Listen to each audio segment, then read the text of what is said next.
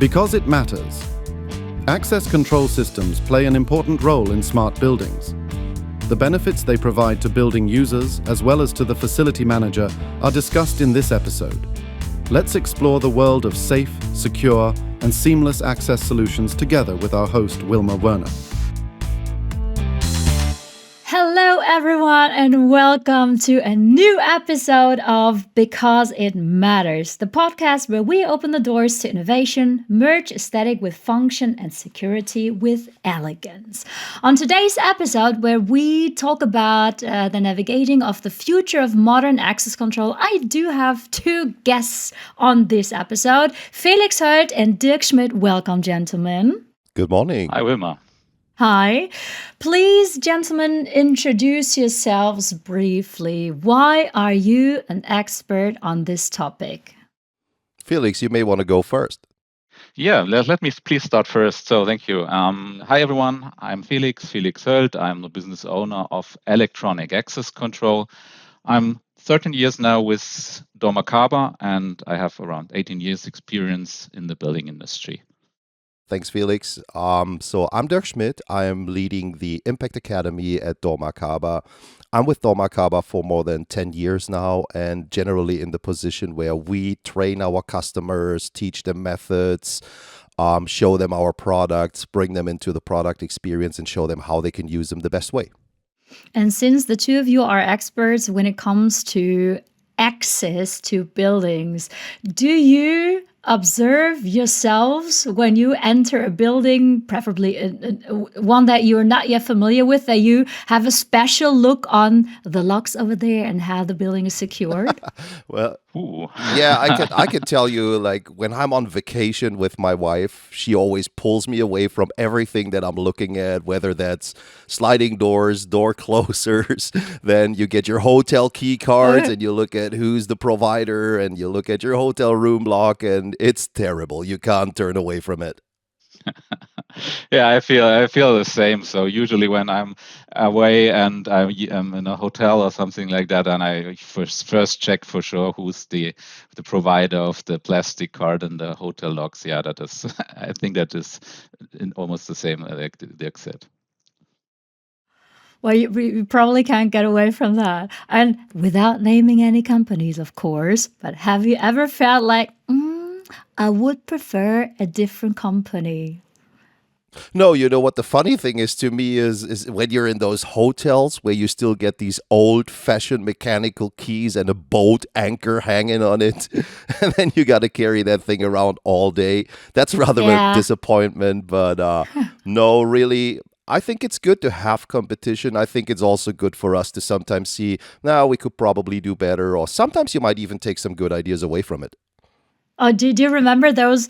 Oh, I was about to say ancient, but those keys that they used to have at the fuel stations, tiny key with a huge key hanger just to ensure that people don't accidentally take it. That's the image that I have in mind when you talk about that. Totally. Okay, gentlemen, and assuming or imagine we were not coming together because of professional expertise, but private life expertise, what would probably be the topic that we would call you for because you are an expert in that area? Yeah, no, for me, it's definitely, I am also a certified audio engineer and a musician. So I look at things like from different angles. Here also the interesting thing is the more I got professionally into what I do in my daily job life now is also influencing the way how I work in the music industry. So like, how are those cases locked and where do we lock them and how can we make sure that everyone has the keys to the right things and stuff. So it's interesting, you know, it kind of invades my private life working with dormakaba and working on access solution things. Quite emerge. I recently attended a concert of Thomas D., one of the four, the Fantastic Four. I love the guy. Are you able to attend a concert and just enjoy the music? Hell no. If you're an audio engineer, there's no way. You're always not. like, oh, the singer is too quiet. Oh, the drums are punching too hard. Oh, there's too much compression on the main Let me PA. take over. Like, yeah, you're like, oh, you can't, you know. You can. Felix, what about you? Yeah. So to be honest, so I in my private life, I only take care of my family. I do a lot of sports on the weekend. That is something that I really enjoy to get some. Sorry for that, but I don't have that interesting hobbies like Do Dirk not has. apologize. Your family is very thankful to hear that. We will show them this episode and they will love hearing that. Gentlemen, thank you very much. A brief introduction to modern access control systems. Okay, gentlemen, since you are our today's expert on this episode, where we talk about modern access control systems, and this topic even follows you in your private life, what would you say? What are the main differences between traditional and modern access control systems? I believe by saying a traditional access control solution, you mean the kind of mechanical locking system. So I can imagine most of us are usually using still mechanical keys on a daily basis because I think that is still the easiest choice for most of the applications. But I think that especially the security of a mechanical locking system is very limited. Imagine you are losing the master key to your company and someone would have immediately access to all the doors and you would probably have to exchange many locks to secure to secure your company again. So I mean that is not quite state of the art. To be honest, not even talking about the effort of to manage all those mechanical keys. So you always have to know who is having the mechanical key and that keys have handed out properly and are returned properly. Otherwise, you're also creating a security gap. And I think that is the most reason why electronic access control solutions have been invented and improved over the past few years. So modern electronic access solutions are combining different electronic keys like RFID plastic cards, key fobs, mobile phone, biometric authentication in order to ensure that only the person that is owning the key is also using the key.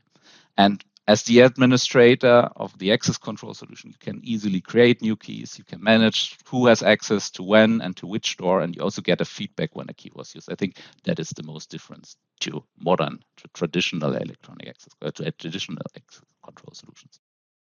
Yeah, and I fully agree, Felix, but also I often see it from a perspective of how these new possibilities invade our digital footprints and our digital life. So to me, it's also a lot about getting a different level of comfort handling those things. Opening a door with a smartphone is a whole new approach. It's a whole new experience. But in addition, I think very important is the workflows, how organizations work today. An example, that's where traditional and modern systems give you very, very different options, such as when you have an HR department managing people moving from one factory to another, you can simply, with an electronic system, have their access controls being transferred. So with the click of an HR person taking you to another department, already your access rights will also be going with that click in your HR system. So to me, it's a lot about comfort, easier management, but also workflows that you can associate with your access strategy.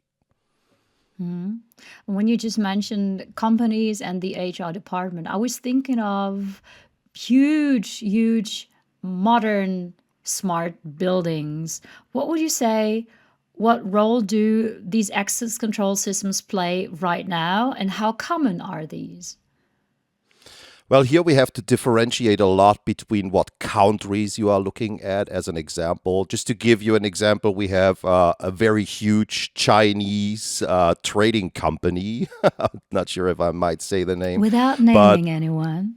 but they have a completely biometric controlled, key-free, card-free entrance system, which is possible as an example in the Chinese world. In the European world, due to data regulations and such things, you wouldn't be able to do these things. So here it always depends a little bit what you're looking at. The biggest challenge, what are you actually allowed to do? By law, by definition, with regulations. That is the big challenge. And do the company that we do not name right now, do they use fingerprints or iris scans? They use face recognition everywhere, from your Face. cantina where you withdraw your food until where you enter the premises, when you leave the premises, when you rent a bicycle on the premises, everything's done with face recognition. Okay, that wouldn't be possible in Europe due to data security. Data security and regulations. In Germany, our German officer for web security would freak out. But I think it's still a trend. So especially when we're talking about smart buildings, I mean, smart always means to learn something out of the history or out of data. And that is exactly, I think that is a huge trend, especially also in our industry, because buildings today, they are no longer still, or an office building is no longer simply just an office building. It has offices, but you might also have restaurants, shops, residential floors, hospitality, and so on. And this is currently changing. So all the data that the building is somehow creating, this can be learned to efficiently use a building. And that is exactly what I see as a trend. And therefore, the data can be used. And that's why we're then talking also about smart buildings, because the building itself is learning how it is being used, how many people are attending or are currently present in the office. And that is all this information is very, very valuable for really having an efficient operation of a building. To add to Felix's idea, one of the challenges I have personally experienced, and that was really interesting to see, is another company that we work with, which is in Korea.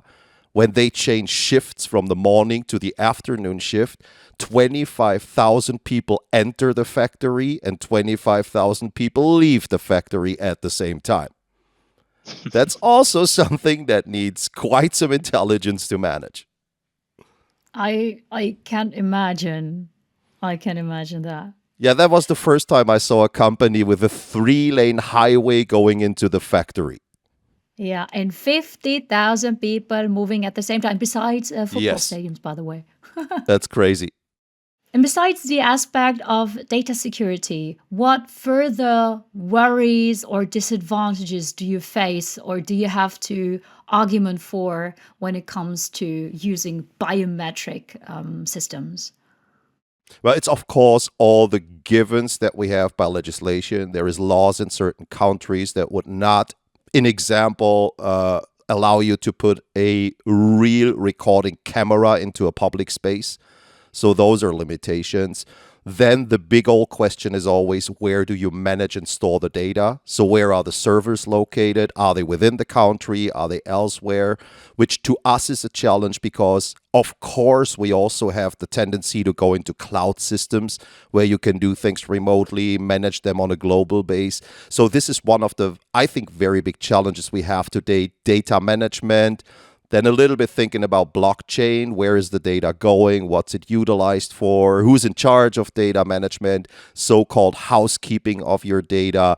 I think this probably right now is the biggest challenge preventing us from moving faster into those biometric, face recognition, iris recognition things. Yeah, I fully agree what you said, Dirk. I think especially when it comes to data security, that is something that is tied to some national rules and to some national regulations. And that's why it is very difficult to have global products here and to have global solutions. And that's why we need to be absolutely careful with what is happening with the data that is being collected in a building or even with an access control solution. And that is something that we really need to find really local solutions in dedicated countries. And especially when we're talking about cloud technologies, this is nothing that we can prevent of. Sometimes it is very difficult to prevent cloud technology to be limited to national geographics here. You already mentioned quite a few technologies. We will have a look into the future in the next chapter. The transformative power of mobile access technologies. Gentlemen, there are people who call the power of mobile access technologies transformative. Felix, what do you think about that? Yeah, definitely. Mobile access is having a clear advantage. So you don't have to hand over keys physically. So you can simply send a key to another person, as easy as sending a message. So, and as soon as the handing over process to another person is time consuming or causing costs, this technology is truly a game changer. For instance, a hotel usually having a kind of 24/7 reception desk for check-in, and exactly with mobile access, this can be done automatically. Or other typical applications would be universities with several thousand students changing every year, or utility customers that are having or to hand over keys to service technicians. So that is also a clear use case where this technology truly is a game changer, in my opinion. And I may add, and maybe a little bit on the why is it not maybe as transformative as some people think. First and foremost, if you consider yourself being in an organization on a higher security level, we all know those smart badges that we have, and typically they're tied to our belts or somewhere else. So here, sometimes the question is, will it add to the comfort or will it add to the complexity of you doing your daily routines?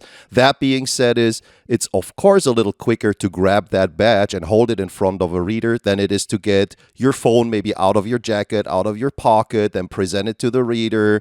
Sometimes, not dormakaba, but other companies, you then need to open an app, you need to press a button, you have to do certain routines and things which may not be as quick and comfortable.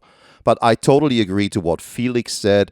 The deployment of keys and how you can revoke keys and manage access rights in an organization in real time is probably the biggest benefit that I see today when it comes to mobile access technology.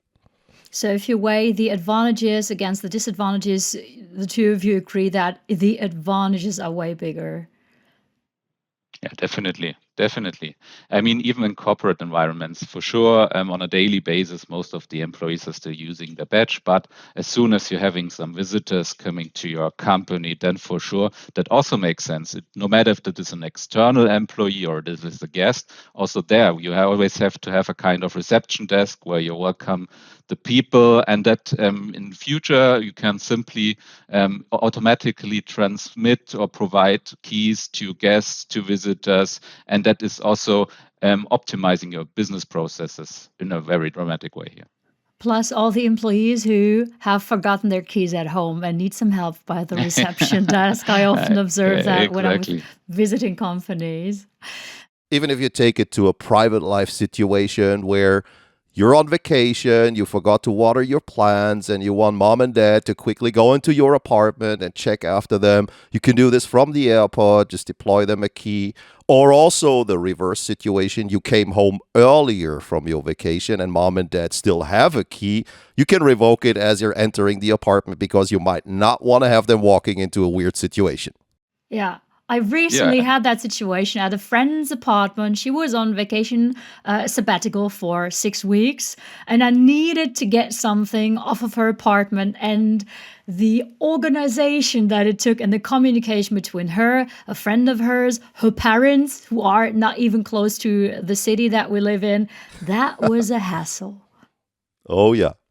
And you can even go one step further. You can even rent your own apartment. And in that case, mobile access is helping you quite a lot to welcome your guests and also to hand over the keys to the guests, even when you're several hundred kilometers away from your home. And that is a clear benefit of the mobile access technology. Maybe I should suggest that to my landlord. Maybe he would be willing if he has some assistance from your side. Talking about the implementation, how does that work? So how does mobile access technology work and how is it implemented in practice? I think in general, it's pretty straightforward. It's pretty simple. So you simply need your smartphone and the smartphone will be your key. You have to, for our applications, you need to download the dormakaba mobile access app. There you have to register your mobile phone, and then you are ready to go to receive and store the keys, and that in a secure way. So you can also use your smartphone in addition, or you can also use some additional features in your smartphone, like the biometric face recognition, in order to make it even more secure, to even to have some biometric elements added to your keys as well. And to receive keys, simply the administrator of the solution, he is generating a new key for you, and you will receive it immediately over the air. I mean, that is almost everything. And as Dirk mentioned, so we are having within dormakaba a new technology that is called we have that in some applications that is called TapGo, and therefore it is even the usage of the key is quite simple. You can simply hold or present your smartphone in front of a card reader, and it works like a plastic card. So there is even a high convenience in using your smartphone as a key. And that, I mean, the usage of mobile access is straightforward. It's pretty easy for the user and also for the administrator. It's like almost as simple as using plastic cards. And Felix, if I may add, I mean, one thing that we haven't looked at is, of course, you also need the matching hardware at your door. So just to give an example on the implementation, the simplest thing you could do is, if today you are working with a mechanical cylinder, you could exchange it to a digital cylinder. The exchange takes about 3 minutes. So old cylinder out, new cylinder in. You do the base programming with your smartphone app, and in 3 minutes, 3.5 minutes, you're up and running. Would I be able and allowed to do that with my apartment door? I'm asking for a friend. Only with the permission of the landlord, because you're making an Okay. active change to the security system. Could I switch it back when I move out? Yes, absolutely. Oh yeah, I might have a topic to discuss with him this afternoon. So, so this sounds so good to be true. What challenges do exist when we implement these mobile access solutions?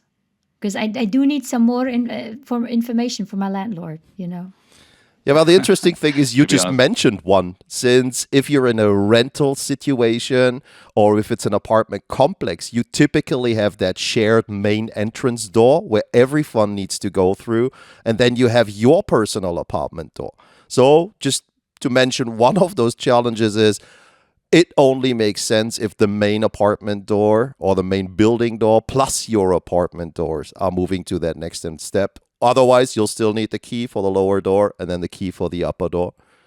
Got it. Yeah, definitely. I think there are not that much challenges, to be honest. It's not a big challenge, it's an organizational. Unfortunately not. Yeah. Third floor, no elevator. Yeah, there you go. So there is a main door, and that's probably your little obstacle there. Unless everyone in the apartment complex agrees to go that direction. Maybe I'll find some information to convince everyone in the house.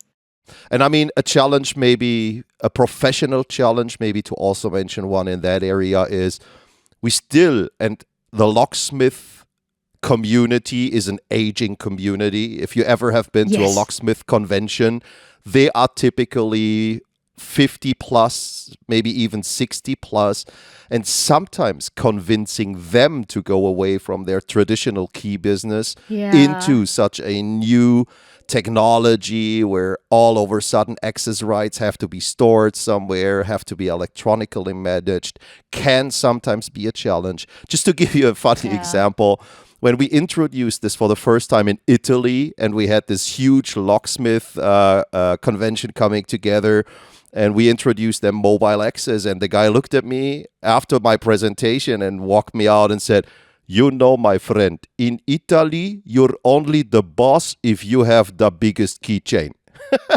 So that was a takeaway that I found quite interesting. And he was like, "Look, if I got everything on my smartphone and I'm not the housekeeper guy with the Yeah. huge keychain, I'm completely Yeah. losing my position here." Prestige and status Oh, and hell the yeah. obvious way. It's like having the closest parking lot to the entry door, and you take that status away from the person. Well, that is a Yeah. cultural aspect to keep in mind. It was funny, though. I mean, meanwhile, that has changed a little bit, but still, I've had a lot of those discussions. And of course, it's also sometimes a little bit the fear you need to change the way how you do your business. Before, and we had that discussion fairly often, it's like, but then if people lose keys, I don't get to make replacement keys, I'll lose that extra money, and so on and so forth. But what we have identified meanwhile, and that's probably true with every partner, is in most cases where you have issues, you don't have to drive to the client anymore. And that to them was an immediate like, okay, mostly I don't get paid for driving an hour to that installation and back. If I can do things from a remote location, that gets their attention immediately because that's unpaid time in most cases. And from your experience, do your clients have this light bulb moment when you explain it to them, or do they need to have the pain first and then it's like you run into an open door? Back to what I earlier said, they have this pain for 30, 40 years already. They know exactly what we're talking about. Okay, good for you. I mean, there are numerous integrated access control systems like a Matrix Professional, Nexevo, the card reader. You name them all. How can companies and institutions or residential housing benefit from that? I think that the huge advantage of electronic access control solutions is that they can easily be configured to the customer needs. So usually you have to manage different locations, various tenants, visitors, you name it. So an electronic access control solution is very flexible when it comes to it can easily be expanded. So no worries if a key gets lost, you can simply create new one. Even with the benefit of mobile access technology, you can distribute them immediately. The keys that you're sending over are protected from being copied, and you can even add some biometric features, and that is the clear benefit, no matter if that is a residential building, if that is a commercial building, or even in a kind of university or whatever.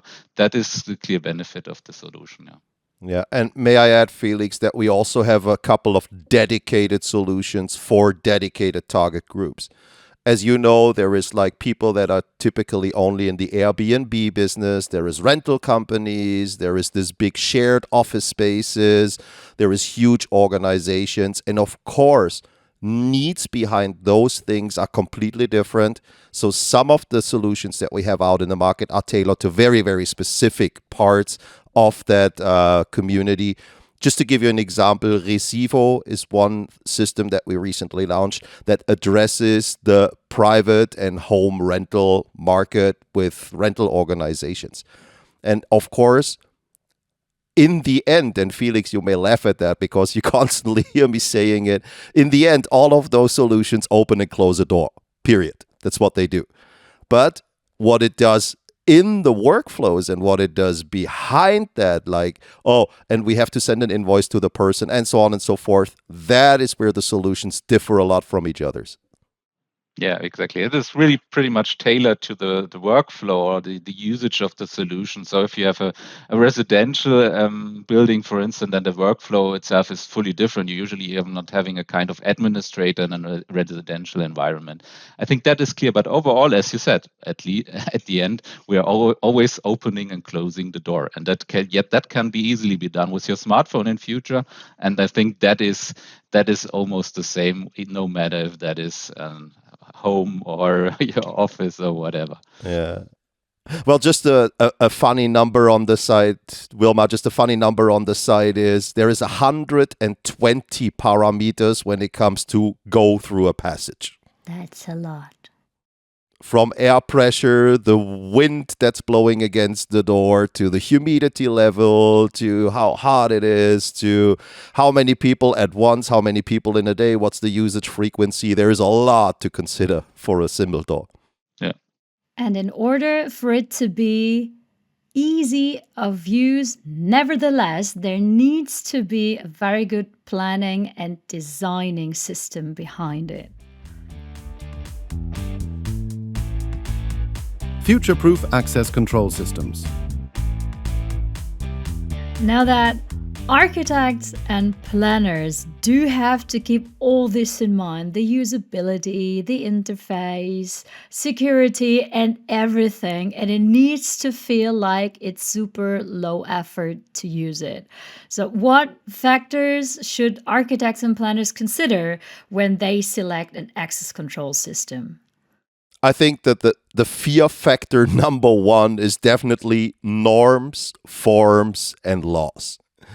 I think those are the three main painstakes that a planner has today. You can have the brightest vision of a beautiful door going into your glass interior space, and then you find out, oh no, there's that DIN norm that prevents me from using this material. There's this EN norm that prevents me from using this type of door, and so on and so forth. So I think even in the ideation phase of a building, you may have the greatest ideas, the greatest things like, oh, I want this beautiful rotating door in the entrance. And then you look at your possibilities. Oh, it's not barrier free. It doesn't fulfill this requirement. It doesn't fulfill this norm. I think that is the biggest challenge today. Yeah, definitely. I think this whole smart building trend that adds a lot of complexity, especially for to the architects. I mean, access control is only one element, but you also have to take care about an efficient heating, cooling, and all around that stuff. And I think that is quite a challenge for an architect. And that's also the reason why we are having some tools like the EntryWorks Planner, so that the architect can easily define the requirements of a door, and that not only the requirements of the door itself, but also the cabling, the wiring around. So that is always a mess, to be honest. I was some of our colleagues, he was taking a picture of an installation, and that was quite a mess. There were around 20 cables, all in gray with no label, hanging around the door, and that has already been installed somewhere in a building, and then the installer, he then needs to find the right cable. I think that is truly a challenge. And this is something that can easily be managed with online solutions like the EntryWorks Planner. I mean, there you have the clear wiring plan, and the installer simply takes the plan out of the cloud, and then he knows exactly where to find the right cable, how to plug that in, how to switch on, or how to install the access control solution, even if there is not a detailed knowledge about what that finally does. And that is something that I think such tools, they are adding a quite huge benefit for architects, because they can't be experts in fire protection, in emergency exit, in access control, and everything around it. I mean, that is a huge complexity, and we are having tools in place to reduce that complexity, especially for the architects. Yeah, and Felix, maybe if I may add one thing, and that is one thing we learned throughout huge projects and large projects in the past, is data management in the background. So from the first line that you draw as an architect to the final person starting to utilize that building, how often things got lost in translation. So you start with a plan, you have a solid idea, then it gets transferred to the electrical installer. He has maybe a little bit of different idea. It gets to the door planner. He has maybe a little bit of different idea, onto the building owner that says, but I want this workflow, I want that. So I think in the past, this was adding a lot to the complexity where things got lost in translation. So with EntryWorks, the whole idea was consistent data from the first line you're drawing, from the ideation process, to really then handing over the final installation to the building owner. And I think that is where it makes a huge difference working in that ecosystem that we call EntryWorks today. That's a huge, nearly a relief for all the different crafts working on a construction site, I can imagine. I mean, the bigger the construction site, the more people working there, the more complexity you have. And even in small construction sites, you have the different crafts that need to kind of go hand in hand. That's a huge level of complexity that is reduced. And also, I mean, it helps a lot with the flow in the construction phase. And I can't say how often we had it that the electrical guy is showing up after the door guys are there. So you're there, you're putting up your equipment, you're installing the doors, but you don't have electrical power, and so on and so forth. Or, hey, wait a minute, I'm here with my door, but where's the hole in the wall? And this is also in the planning phase a really important thing, that you can also plan sequentially how the events have to happen then later.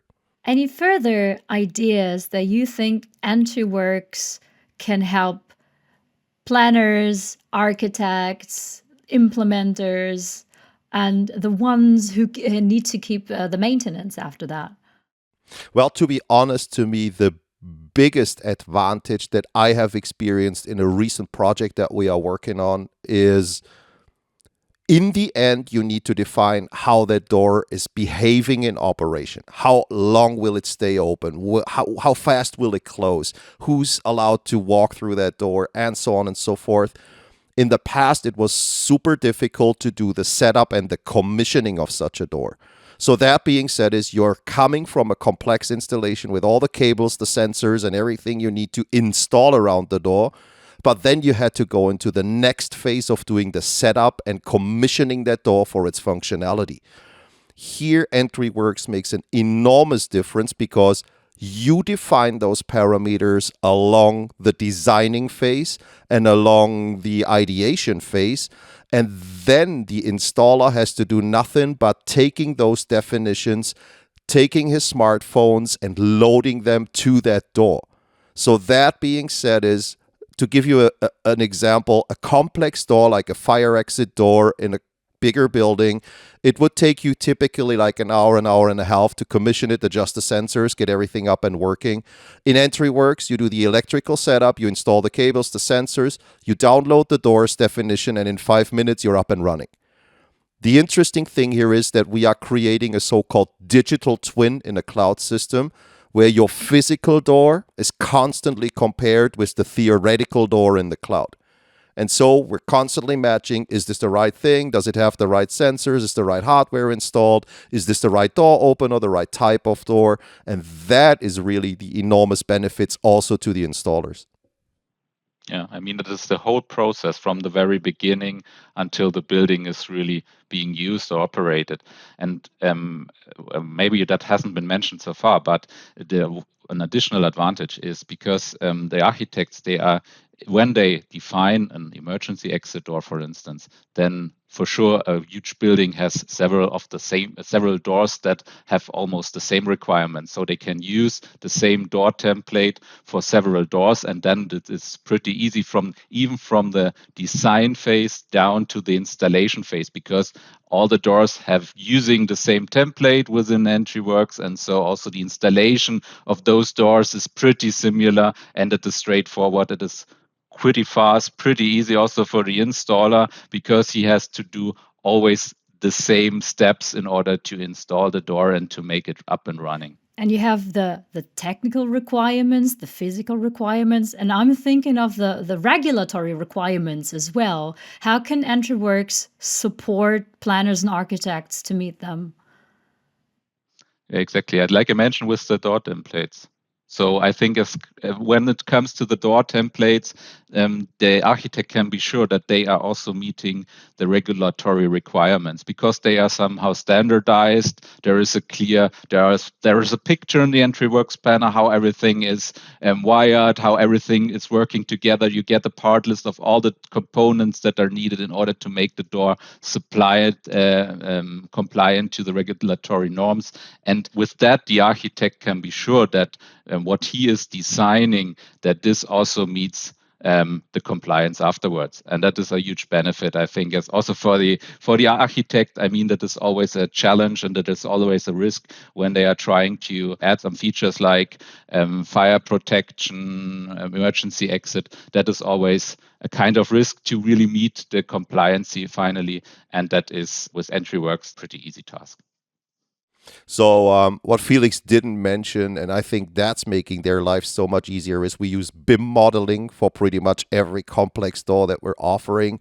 So all they need to do is drag and drop that BIM object into their existing planning, and they can already see, does it fit in? Does it meet the requirements? So I think that is the biggest ease that they have. I have another challenge for you. When it comes to the integration of access control systems with other building management systems, how does that work? You talked a lot about facilitation and how time effort is hugely reduced. How does that work with other building management systems? So today there is a lot. There's a huge trend also in the building industry to have kind of ecosystems, to have harmonized APIs between different building systems, building solutions, and this is somehow being standardized or being available. At least the solutions that are more or less running in the cloud, they are offering those standardized APIs so that they can be integrated into the overall building situation, into the building system. And so this is something where I would say that this is not only a trend, but it is clearly the future, because when we're talking about smart building, then all systems, cooling system, heating system, access control solution, fire protection solutions, everything needs to to deliver the data that the building really can get smart. And just a fun fact that I may add at this point is if you look at the entire cost of a building throughout its life cycle, so from you drawing the first line until it's teared down in probably 100 years from now, 80% of the cost of this building fall into operations. So this is really where it gets interesting. Like, are you heating efficiently? Are you cooling efficiently? Is your electricity efficiently? Is everything sort of green? Is it CO2 conform and compliant, and so on and so forth? So this is where the money for the investors and the owners really lies. 80% of the cost of a building go into operations. That includes the construction, the materials, everything. So energy efficiency, huge, fantastic argument, a pro argument for these solutions. Thank you, gentlemen. Future trends. Dirk, you just mentioned the energy efficiency and how 80% of the energy is used in the operation of the doors. Can you tell us more about what do you think? How will sustainability and energy efficient solutions influence the future of access control? Well, I do believe that a building, just like a human being, has an ecological footprint. And the better we manage that footprint, the better it, of course, is for the environment, the better it is for CO2 emissions, and so on and so forth. But where it really, I think, can make the biggest difference is at a very good level of comfort to use whatever energy you're applying to it the very best way. I think this is my future perspective of an ideal passage entrance into a building. Today, we still see in so many areas where doors of buildings in a hot country stay open 24/7, and they bring up the climate systems in those buildings like crazy, wasting energy. And I think there is still a lot that lies ahead. So that to me is maybe the most important thing, what we can achieve from our end to make that better. Definitely. And also from architect perspective, the target for sure is to have a kind of green certification for the building. And that also means that everything that is being installed in that building needs to be very energy efficient and sustainable as well. So also even the materials that the products are using, they need to be somehow green, they need to be recyclable and also being eco-friendly. So this is something that is also a trend that we see in the whole industry, but that also affects for sure access control in the future. Yeah, but also it's the comfort aspect in some areas. And I love a phrase that I recently learned from one of our door sales representatives. He said, hey, have you ever watched a science fiction movie? Have you ever watched Star Trek? Have you ever watched something the like? Have you ever seen a swing door or a revolving door in one of those movies?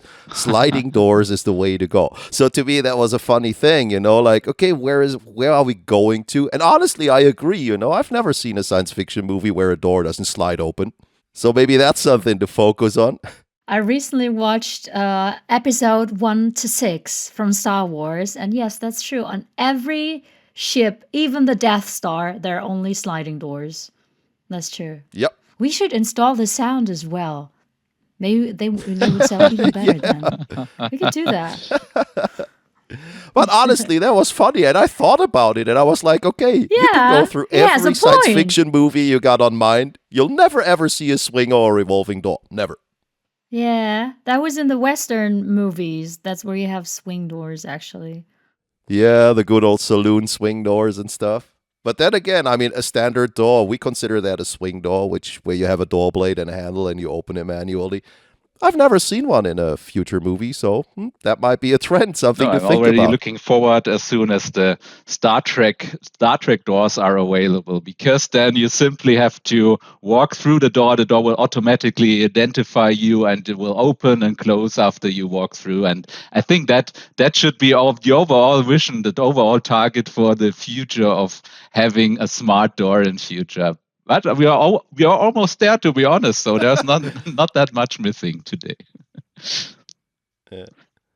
Yeah, but Felix, not to destroy the illusion. You know that in the Star Trek movies, there were those two guys behind the scene that were opening and closing those doors manually.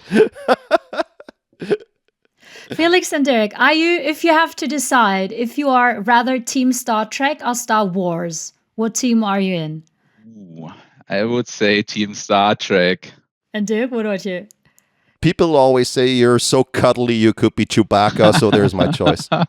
So we have both sides represented. Me personally, definitely Team Star Wars, which is why I'm more familiar with the Death Star than the Enterprise bridge. But I think, yeah, both of them go with sliding doors. That's true. And now that we have had a look way far in the future, I was thinking when we talked about the sounds of sliding doors and the example that your colleague recently gave, and no matter what industry you talk to, AI is the topic. It could be exchange, it could be ETFs, financial crafting, whatever.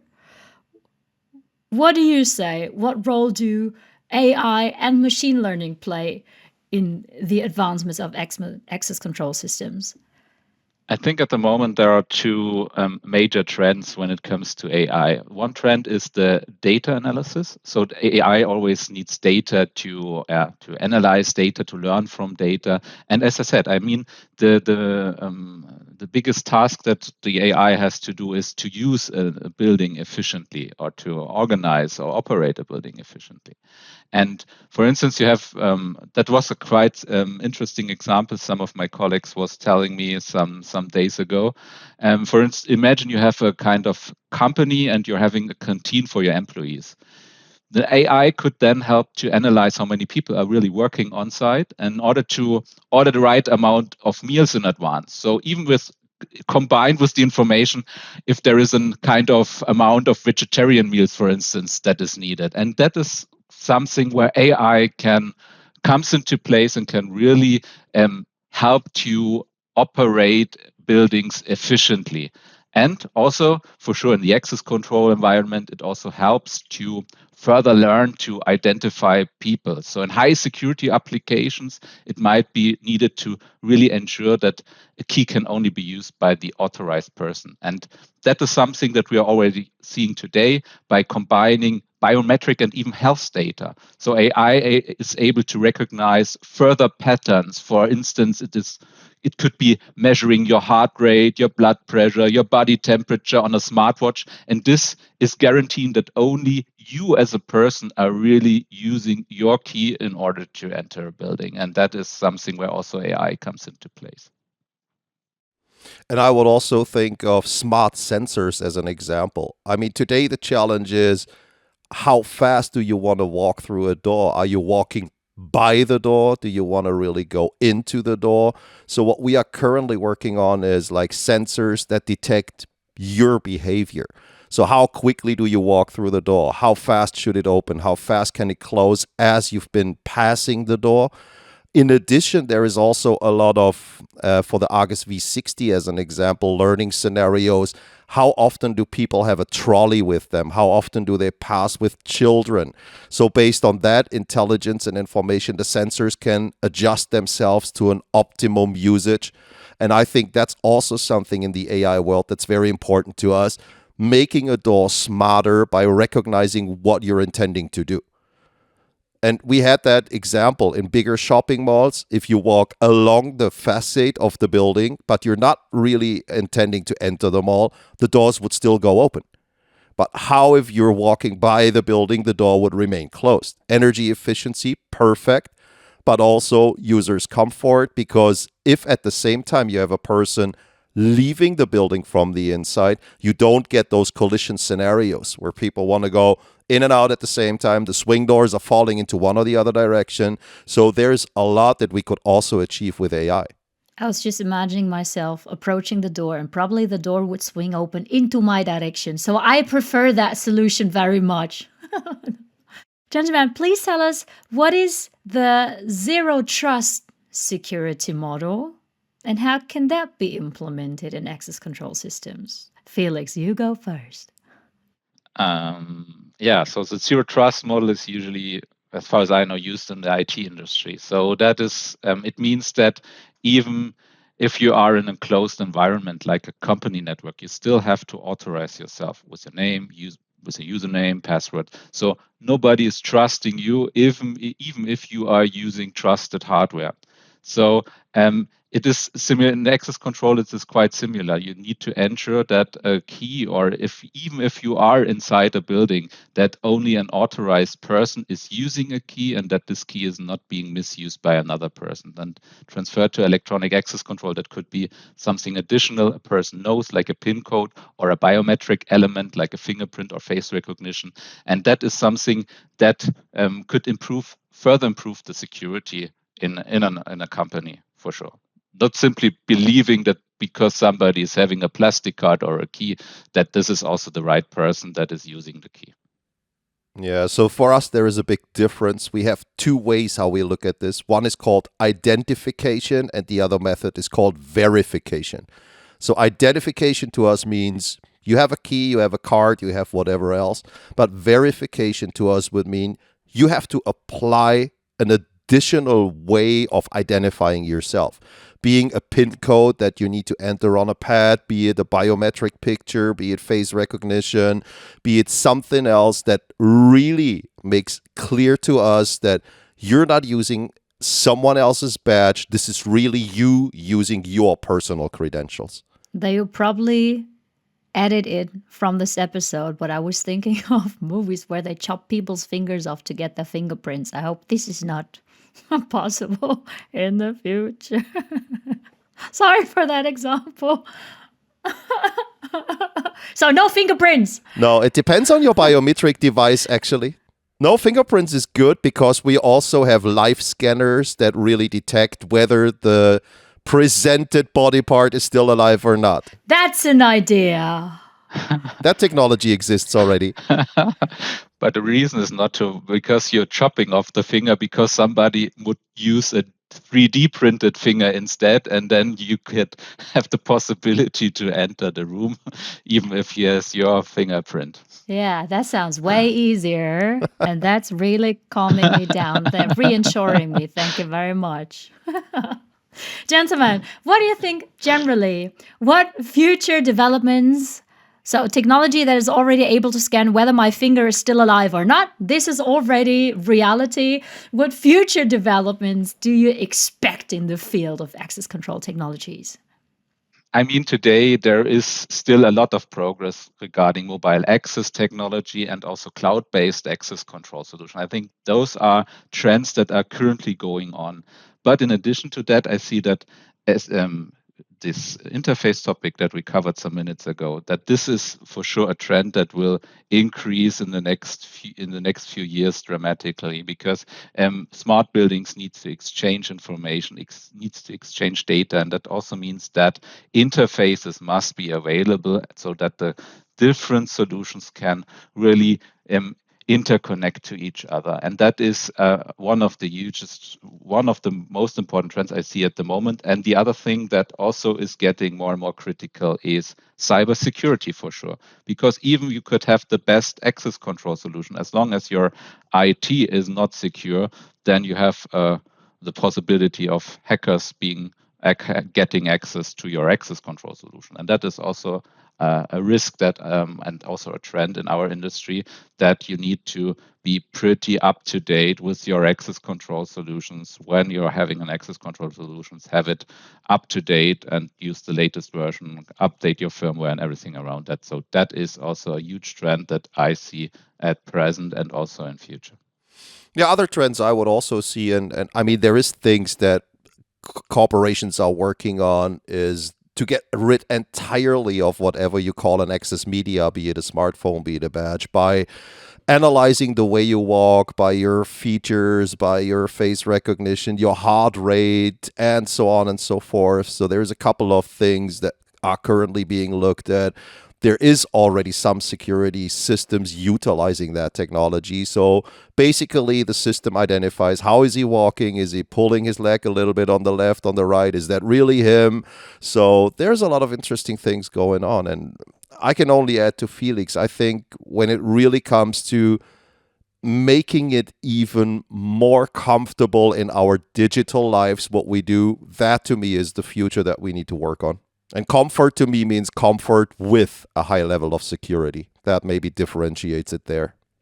And to close an episode of, I love to ask my guests a hypothetical question. Gentlemen, a few moments ago, we've been talking about Star Trek and Star Wars, and Felix is Team Star Trek and Dirk is Team Star Wars. Felix, when you think of the Star Trek universe, what technology would you love to have on this planet, or maybe even in building installations? I'm not sure if that is the right word, but I think it is teleportation. So it is in German we are saying beaming, but beaming maybe means something different in English. That's why teleportation is maybe the right word here. So if we would have a teleporter, that would be great, in my opinion.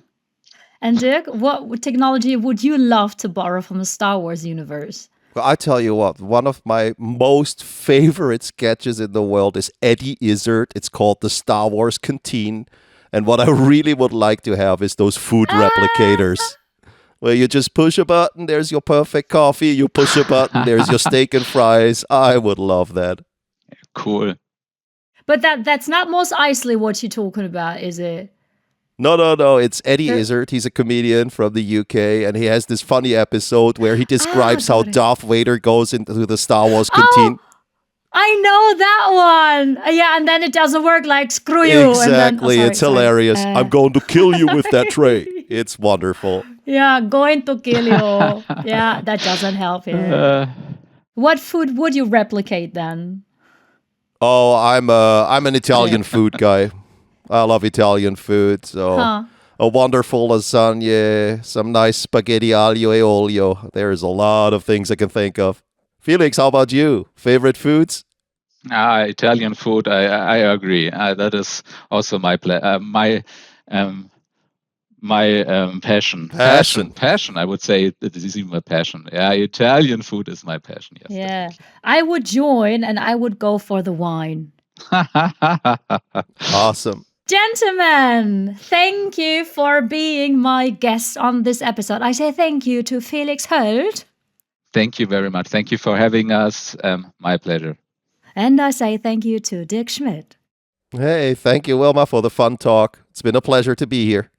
Thank you. And everyone listening, have a fantastic day and hear you in the next episode. Bye.